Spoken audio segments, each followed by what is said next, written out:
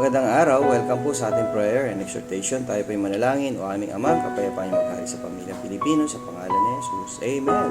1 Thessalonians chapter 5 and verse 6. Therefore, let us not sleep as do brothers, but let us watch and be sober. Well, ito po yung sinasabi ni Apostle Paul na tayo ay maging matatag at maging matyaga sa buhay na ito, lalo na sa pamilyang Pilipino.